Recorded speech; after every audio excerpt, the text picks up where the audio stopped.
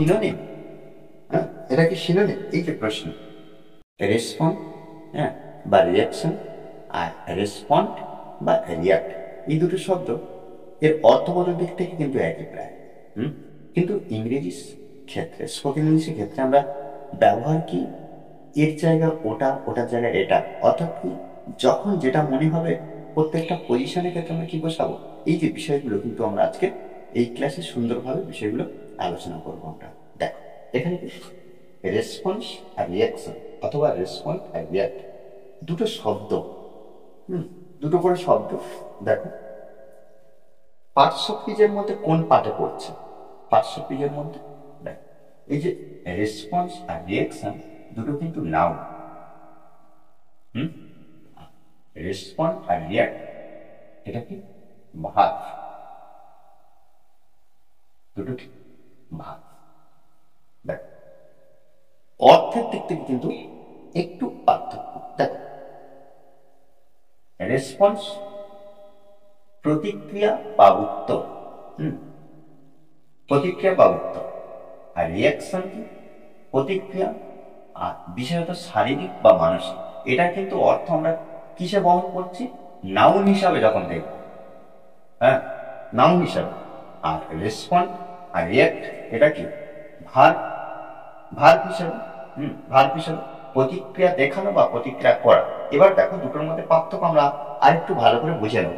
দেখো আর এরপরে আমরা এর উদাহরণ কিছু দেখে নেব, ক্লাসের শেষে আমরা উদাহরণ কিছু দেখে নেব। দেখো রেসপন্ড আর দেখো রেসপন্স, রেসপন্ড বা রেসপন্স কি হয়? এই যে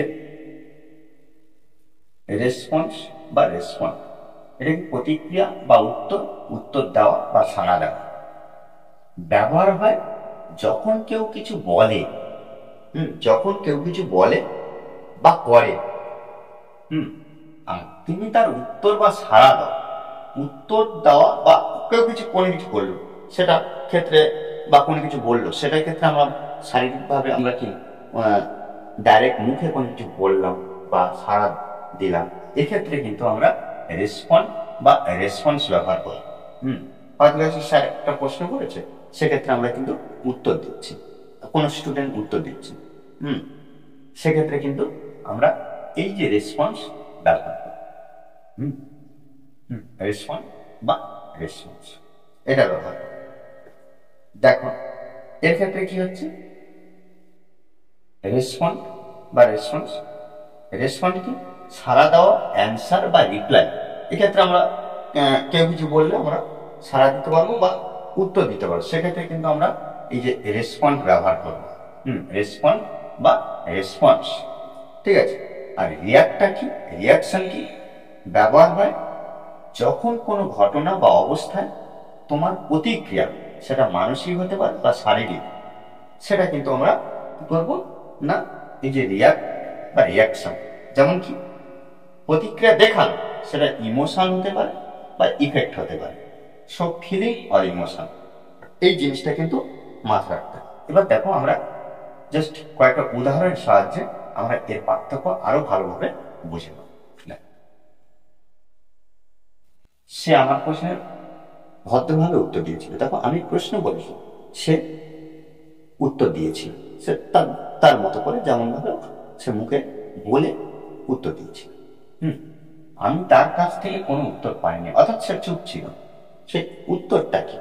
সেই উত্তরটা কোনো কিছু উত্তর সে দেয়নি, ঠিক আছে। হ্যাঁ, সে শারীরিকভাবে মুখে বলে সে দেয়। তার প্রতিক্রিয়া ছিল বিস্ময়কর, অর্থাৎ প্রতিক্রিয়া ছিল বিস্ময়কর। তার ভাবভঙ্গি, তার মুখের এক্সপ্রেশন, মুখে না বলে মুখের এক্সপ্রেশন, তার বডি ল্যাঙ্গুয়েজ, এক্ষেত্রে কিন্তু কোনো প্রতিক্রিয়া ছিল, অর্থাৎ বিস্ময়কর ছিল, তার প্রতিক্রিয়া বিস্ময়কর ছিল।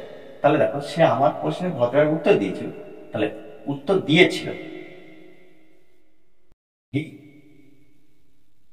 Responded, responded. তাহলে এই যে রেসপন্ডেড এটা ভার্ব হিসেবে ব্যবহার করছি। তাহলে V2 আমরা একটু আগে দেখলাম যে রেসপন্ডেড বা রিয়াক্ট, এটা কি ভার্ব। তাহলে এখানে রেসপন্ডেড যেহেতু ব্যবহার করছি, আমরা V2 ব্যবহার করছি, তাহলে হি রেসপন্ডেড, হ্যাঁ,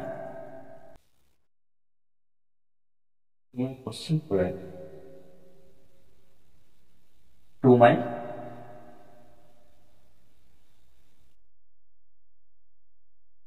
কোশ্চেন, ভদ্রভাবে, পোলাইট, আমি তার কাছ থেকে কোনো উত্তর পাইনি। তাহলে এক্ষেত্রে আমরা নাউন হিসেবে ব্যবহার করবো এই রেসপন্সিভ। তাহলে কি, আমি পাইনি, I didn't gate, I didn't gate, আমি পাইনি কি কোনো উত্তর, এনি রেসপন্স, রেসপন্স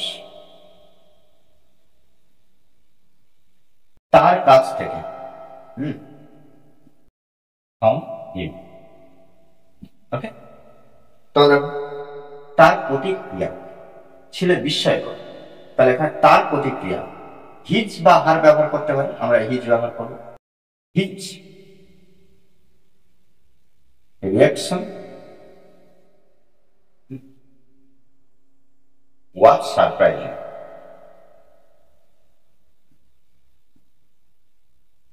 ওকে, দেখ এখানে রিয়াকশন মানে কি, তার একটা ভাব, মুখের ভাব, মুখের ভাব, তার এক্সপ্রেশন, এটার কথা বলা হচ্ছে। অর্থাৎ এটা কি, আরেকটা প্রশ্ন জেগে ওঠে, এটা কি সিনোনিম? হ্যাঁ, এটা কি সিনোনিম? এই যে প্রশ্ন হলে, তাহলে এটা কি সিনোনিম? এটা কি সিনোনিম?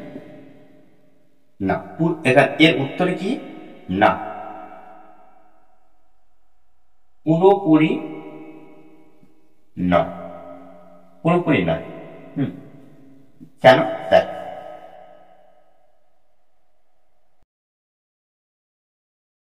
কেন অনেক সময়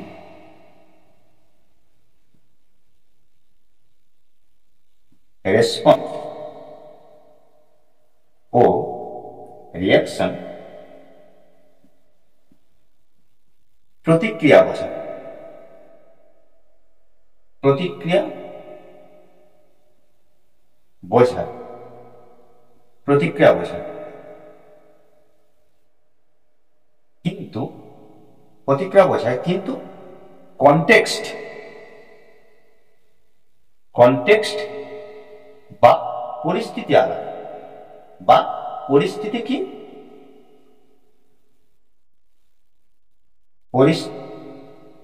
পরিস্থিতি আলাদা। ওকে, কি ব্যাপারটা বুঝলাম, যে অনেক সময় প্রতিক্রিয়া, রেসপন্স আর রিয়াকশনের ক্ষেত্রে বোঝায়, কিন্তু এই যে কনটেক্সট বা পরিস্থিতি আলাদা আলাদা ক্ষেত্রে হয়ে থাকে, সেক্ষেত্রে কিন্তু আমরা এইভাবে বলতে পারি। তো লার্নার্স, এখন থেকে রেসপন্স এন্ড রিয়াকশন নিয়ে আর কোনো কনফিউশন নাই, আর কোনো রকম কনফিউশন নাই। আর ভিডিওটি যদি ভালো লেগে থাকে, লাইক, শেয়ার আর কমেন্ট করতে ভুলবেন না। আর যারা এখনো পর্যন্ত সাবস্ক্রাইব করেননি, অবশ্যই চ্যানেলটি সাবস্ক্রাইব করে পাশে থাকবেন।